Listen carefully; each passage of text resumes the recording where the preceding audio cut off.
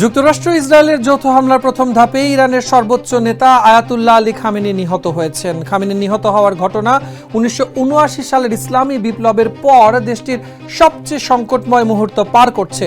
তবে যুক্তরাষ্ট্র ইসরায়েলের উদ্দেশ্য সফল হয়নি। তারা ইরানের শাসন ব্যবস্থার পরিবর্তন ঘটাতে পারেনি। ক্রান্তি লগ্নেও টিকে আছে দেশটির শাসন ব্যবস্থা। ওয়াশিংটনের ভাষ্য অনুযায়ী এই অভিযানের লক্ষ্য ছিল ইরানের সামরিক ও রাজনৈতিক শীর্ষ নেতৃত্বকে প্রথমেই আঘাত করে দেশটিকে দুর্বল করে ফেলা। খামেনির উপরে হামলার পর মার্কিন প্রেসিডেন্ট ডোনাল্ড ট্রাম্প ইরানিদের উদ্দেশ্যে বলেন, আপনাদের সরকার নিজেদের হাতে তুলে নিন। অন্যদিকে ইসরায়েলের প্রধানমন্ত্রী বেনিয়ামিন নেতানিয়াহু একই সুরে বলেন, এখন শাসন পরিবর্তন করা সম্ভব এবং তা তোমাদের জন্য কাম্য। তবে এখনও ইরানের শাসন ব্যবস্থা টিকে আছে।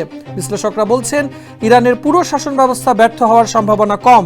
ইরানি সেনাবাহিনীর কিছু অংশ যদি ক্ষমতা গ্রহণ করে, তাহলে যে ধরনের সরকার যুক্তরাষ্ট্র প্রত্যাশা করে সেটি পাওয়া যাবে না, বরং আরও কঠোর ও রক্ষণশীল শাসন আসার আশঙ্কা থাকবে। কারণ শাসন পরিবর্তনের প্রক্রিয়া যতটা অনিশ্চিত, ততটাই ঝুঁকিপূর্ণ।